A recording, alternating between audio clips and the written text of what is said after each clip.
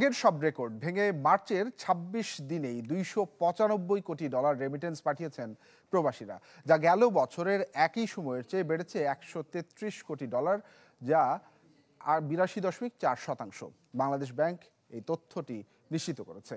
এই তথ্য অনুযায়ী গেল বছরের মার্চ মাসের ২৬ দিনে প্রবাসীরা দেশে পাঠিয়েছিলেন $১৬১ কোটি।